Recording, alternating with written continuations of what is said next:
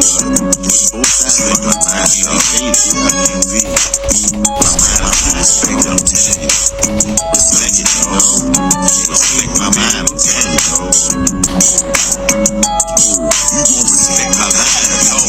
Get out the way, respect my kind, though. Cause I don't play, respect my clique. When I'm yelling the RCU, you gon' respect Big Rap. You gon' respect me for sure. You gon' respect my mind. When I tell you, get out the way, respect my kind. When I tell you, go be on play, respect my clique. When I'm yelling the RCU, you gon' respect Big Rap. You gon' respect me for sure. Uptown, born and raised, boys playing with kids. Yeah, I'm a floor soldier, trying to make us the pay. Niggas got M1s up with big drums. Them M1s gon' get on dumb. My boys gon' sell me some. Ram 40,000 guaranteed. Big seller. Down south dweller. I run the swift like Chicago. From your storyteller. It's World War 3 to UPG. Tanks and Hummers patrolling balance. 80 fleet. 100 rounds gon' lay it down. We exit clown. My clique. So the dog is stretching the way to down. New Orleans has always been a gumbo pot of crime that's mostly attributed to the 9 housing projects that dominates the city's underworld. But those of us who are from New Orleans, we dubbed our city New Orleans. We know that the neighborhoods that surround these concrete killing fields are just as gruesome or maybe even worse.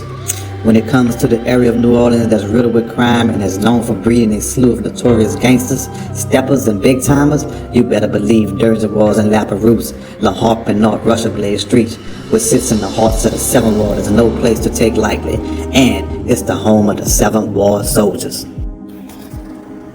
Not to be confused with the Seventh Ward hardheads, who are predominantly from the St. Bernard Project. The Seventh Ward soldiers are the guardians of a territory of town where strangers are looked at with a side eye. Even some of their own residents are subject to scrutiny when things don't seem to line up correctly. Although this side of town is controlled by the Seventh Ward soldiers, there were 2 fractions of gangs, Russia Blade and La Harpe Street Crew, and the Dirty Ward and Laperouse Street Crew, which normally they will be united in arms to battle anyone who fringes upon their turf. But somewhere in the mix of doing everyday business, lines had got crossed. The 2 sides of the area clashed, which brought on civil war of the Seventh Ward soldiers. The dispute wasn't minor enough to sweep up under the rug as usual. This time, one side had did the unthinkable. They had killed members of the opposite side. January 5th, 1994, Michael Inclery of the Dirty Ward and Laperouse Street Group allegedly killed Kevin Hall and Terrence Green, both members of the Dirty Ward and Laperouse Streets. These deaths sparked an ongoing feud between the Dirty Ward and Russia Blade gangs. For years, the 2 groups would collide and leaving blood and bodies in the wake of the aftermath. One side, the Dirty Ward side, being led by Baptiste and Jones, and the Russia Blade side, being led by Troy Harris, Earl Charles, and cousins of the Inclery family. There was no let-up in this civil war. These crews didn't stop the bloodshed until the federal government stuck their nose in their business, which resulted in members predominantly on the Dirty Ward side being arrested and convicted of numerous crimes, including robbery, murder, kidnapping, and multi-kilo drug conspiracy. If you know anything about the feds, then you know they can't pick up murder charges unless there's a conspiracy involved. These charges was land the gang in prison to serve a life sentence for each one.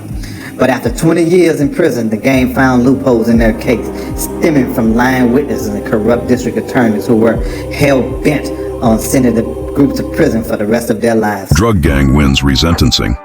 The Supreme Court issued its ruling, another in a series of decisions that has given more power to juries in sentencing matters. A similar decision by the High Court last year that was not limited to capital cases put scores of criminal convictions nationwide in a procedural limbo. Locally, one of the most high-profile examples involved the 7th Ward Soldierz case. The 5th Circuit in August 2001 upheld the convictions of the members of a violent drug gang, but reluctantly overturned the life sentences received by 6 of the defendants because the indictment did not specify how much cocaine the group was accused of selling. While federal and state prosecutions can proceed simultaneously, dual cases can be a logistical nightmare because of clashing strategies involving evidence, statements, witnesses, and potential plea deals. In a previous high-profile case that led to dual state and federal charges involving a violent group of drug dealers known as the 7th Ward Soldierz, Connick's office dropped multiple murder charges after the U.S. Attorney's Office got involved. The case, which came to trial in 1999, brought down 7 members of what prosecutors said was a vicious street gang that dominated the cocaine market in their small New Orleans neighborhood through brazen acts of bloodshed. 6 defendants were sentenced to life for running a drug conspiracy and participating in several murders, and a 7th was given 20 years for being a member of the gang. 2 suspects pleaded guilty and became government witnesses. They got 5 years each. The evidence of a conspiracy was extremely thin, Chelino said. There were no lookouts watching out for police. There were no people approaching cars to sell drugs. There were no shootings tied to any drug conspiracy. Defense attorney Archie Creech noted that one of the government's key witnesses testified that they didn't even call themselves the 7th Ward Soldierz. This is a creation of the government and the media. A violent drug gang dubbed the 7th Ward Soldierz terrorized New Orleans for 4 years, killing at least 8 people and trying to kill 6 others, including several witnesses, according to indictments issued Thursday. An Orleans Parish grand jury indicted 16 suspects under a rarely used statute that makes membership in a criminal gang a separate crime and enhances penalties for crimes committed as part of a gang. It is first such indictment in New Orleans. The victims include 2 brothers and their cousins, 2 people sprayed with dozens of bullets because gang members thought they were informants. A woman gunned down in April while riding her bicycle. One of the attempt murder cases involved a murder for hire scheme, police and prosecutors said. One man was fired at twice in the same day by 2 different people from the same group. You can't exaggerate how dangerous a gang like this was insofar as retaliation and the killing of witnesses goes. This group was treacherous. If any one of them went to jail, the other would try and find a way to threaten witnesses or otherwise get at them. At one point, they put up a $100,000 contract on one of their informants. He described the gang, also known as the 7th Ward Soldierz, a close-knit. Their drug trade dealt with powder and crack cocaine and some heroin. Most of them grew up together. They went after people that got them mad, people that tried to infiltrate their area to sell drugs, people who were witnesses to their killings. Nobody wanted to testify against them. Among the suspects is Clifford Baptiste, 26, who was considered one of the most wanted men until his capture in January 1997 after he jumped 3 stories in an effort to elude federal authorities. Indicted as gang members were Baptiste, Brian A. Jones, Gary McCoy, Marcellus Estavas, Adonis Thompson, LeSean Parker, Percy Franklin, Robert Nealon, Keith Strides, Keelan Bond, Rico Shakespeare, Gerard Lewis, Troy Carney, Trevor Williams, and Christopher Frank, and Irvin Garrison.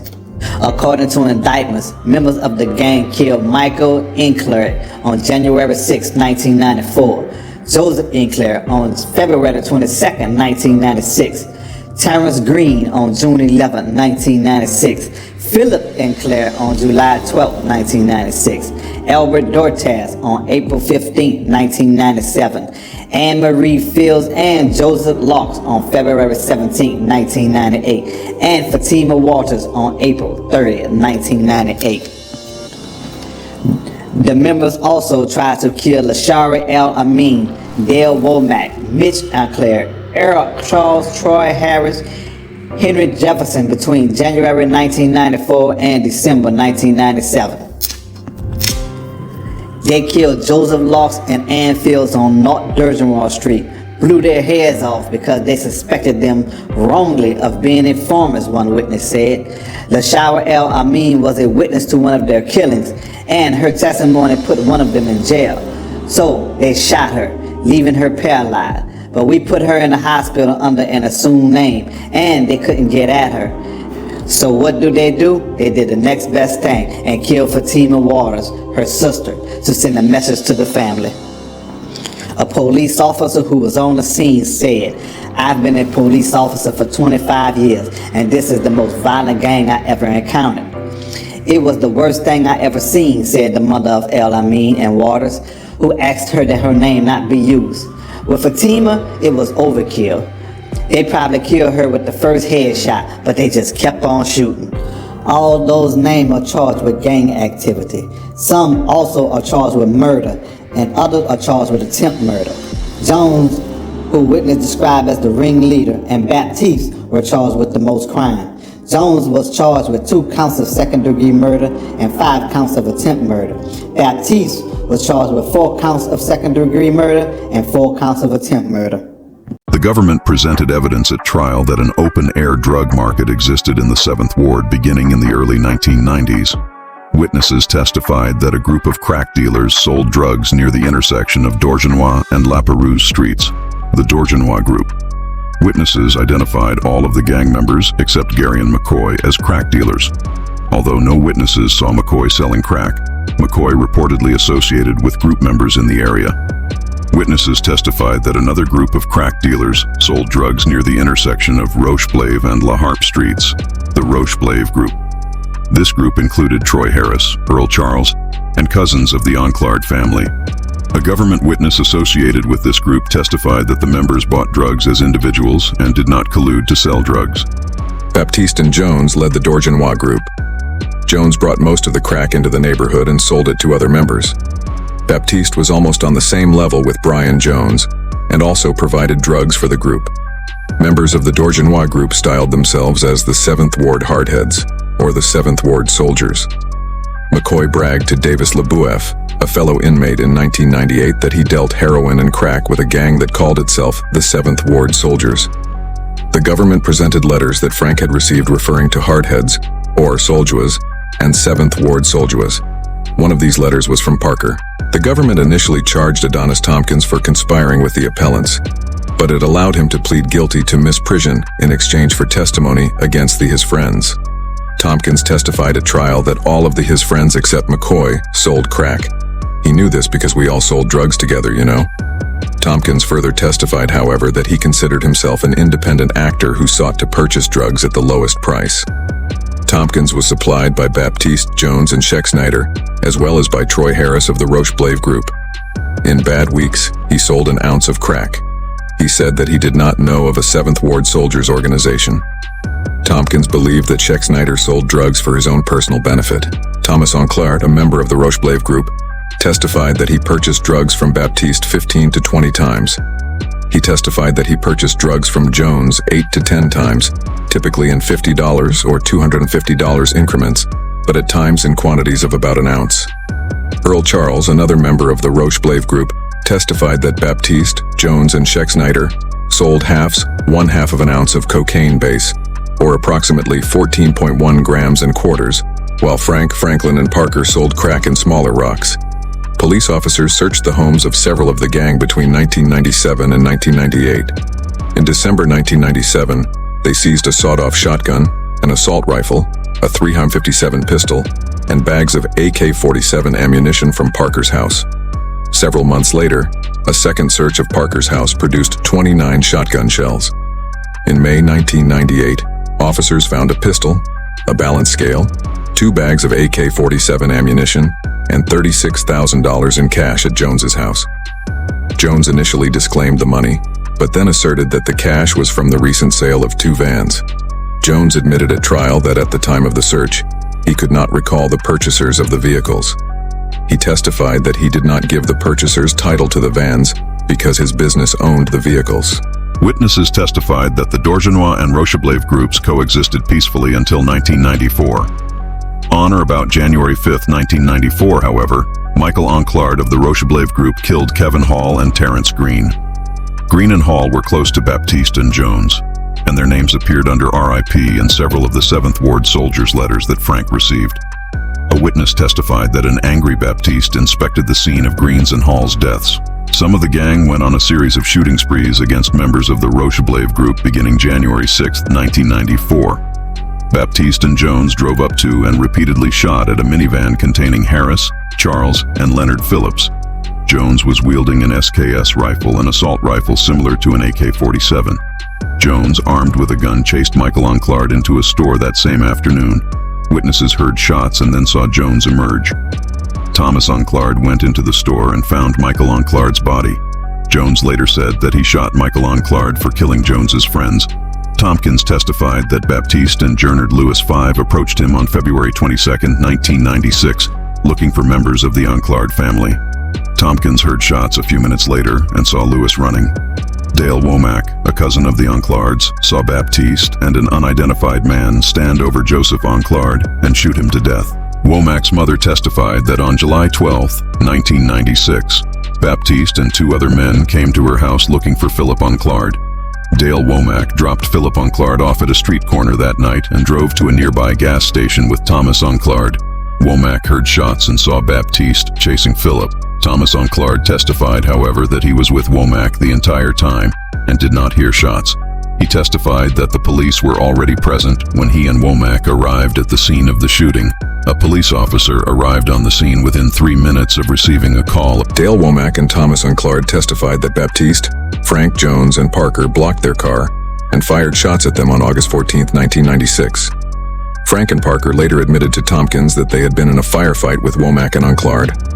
Lashara El-Amin testified that she saw convicted gang member Gernard Lewis and several other men kill one of her friends in early 1997. One of the men in the car threatened to kill her if she spoke to the police. El-Amin told the police about the shooting anyway and ultimately testified before the grand jury that indicted Lewis. Parker approached El-Amin on December 22, 1997, and asked her to meet him at Tompkins's house. El-Amin walked instead toward her sister's house.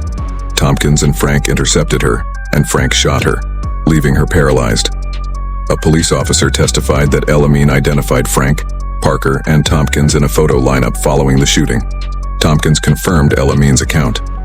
Tompkins testified that Trevor Williams, a member of the gang, offered him 9 ounces of cocaine to kill El-Amin to keep her from testifying against Lewis.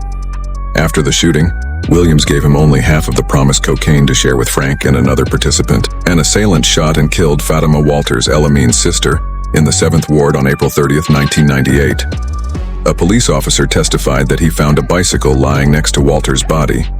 Prisoner Davis LeBoeuf recounted statements McCoy made while the two were in a New Orleans jail in 1998.